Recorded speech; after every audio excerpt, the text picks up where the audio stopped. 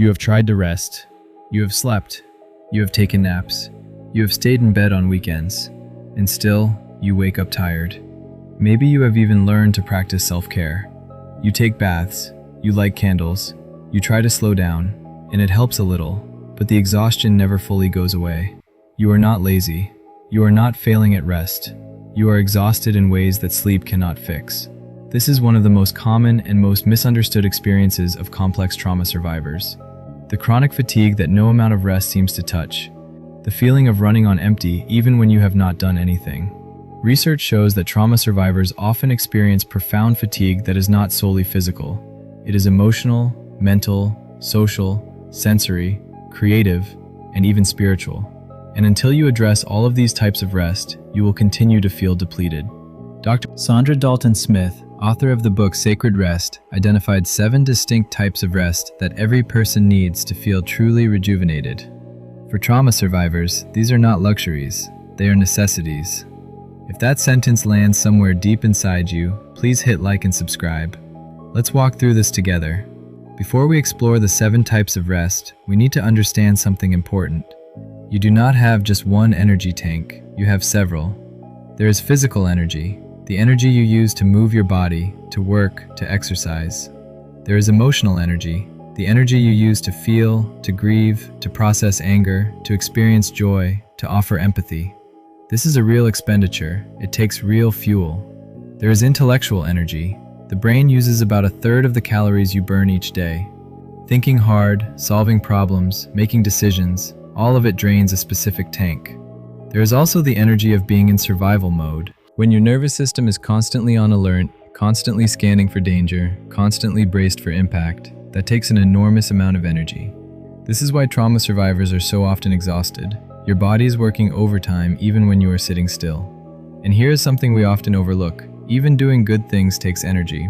Maintaining healthy relationships, being authentic, caring for others, pursuing your purpose, all of it is nourishing, and all of it is draining.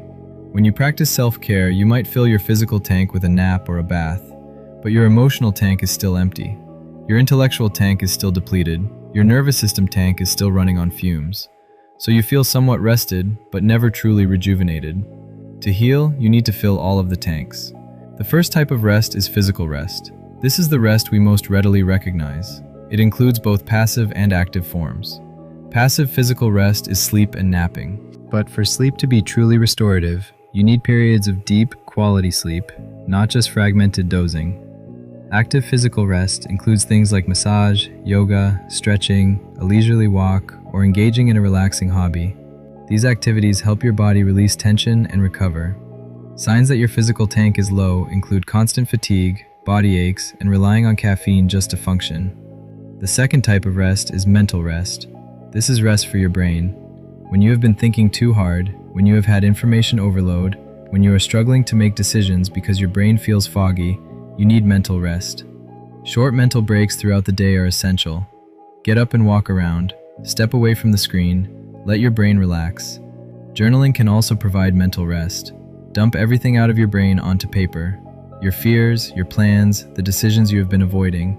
Once it is on paper, your brain no longer has to hold it all. Daily mindfulness or meditation, even for a few minutes, can quiet the constant chatter.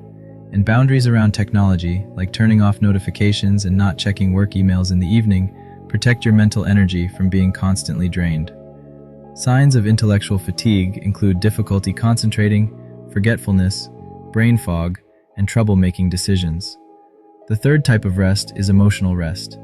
This is the ability to be authentic about your feelings without fear of judgment or burdening others. When your emotional tank is empty, you may feel emotionally numb, cry at the drop of a hat, become easily dysregulated, or feel robotic and burnt out. To gain emotional rest, you need safe, validating people to be around. You may need therapy or counseling where you can process your emotions and resolve them so they do not build up inside you. You need safe spaces to honestly express your feelings, whether through journaling, a good cry, or a vulnerable conversation with a trusted friend. You also need boundaries around energy vampires. People who are constantly needy, demanding, or negative can drain your emotional reserves. Protecting yourself from them is not selfish, it is survival. The fourth type of rest is social rest. This is about finding the right balance of connection and solitude. Social rest is not about being alone all the time. It is about having the right amount of time with the right people. Too much time with people can drain you. Time with toxic people always drains you. And too much isolation can also drain you. Signs that you need social rest include feeling disconnected even when you are with people, feeling lonely in a crowd, wanting to isolate, or feeling irritated by everyone around you. To restore social rest, learn to enjoy your own company. Spend time in solitude doing things that energize you, like listening to music or being in nature. Set boundaries around social obligations. Learn to say no, and prioritize time with friends who energize you rather than drain you. The fifth type of rest is sensory rest. Our modern world is a constant barrage of sensory input. Screens, notifications, background noise, bright lights, endless information. After a while, this becomes overwhelming and exhausting. Signs of sensory overload include irritability, trouble sleeping, eye strain, and headaches. To get sensory rest, turn off your screens, turn off notifications, sit in silence or dim light, spend time outside in nature, reduce background noise. Some people find noise-canceling headphones or white noise machines helpful. Your five senses need a break. Give them one. The sixth type of rest is creative rest. This one is especially important for anyone who uses their imagination, problem-solving skills, or artistic abilities. Creative rest is about allowing yourself to appreciate beauty without the pressure to produce. If you are in a creative rut, if you feel stagnant, if no new ideas are coming, you may need creative rest. To restore it, stop trying to be creative. Instead, enjoy other people's creativity. Go to an art gallery, listen to music, spend time in nature, read a beautiful book. Take away the obligation to produce and simply receive beauty. Change your surroundings, get out of the house, let your brain rest from the pressure of creation, and creativity will often return on its own. The seventh type of rest is spiritual rest. This is rest for your sense of belonging, purpose, connection, values, and beliefs.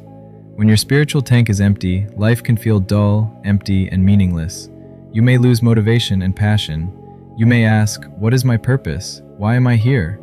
To restore spiritual rest, engage in practices that connect you to something larger than yourself. Prayer, meditation, time for reflection, time in nature, community with people who share your passions, meaningful rituals, reading, or volunteering for a cause that matters to you.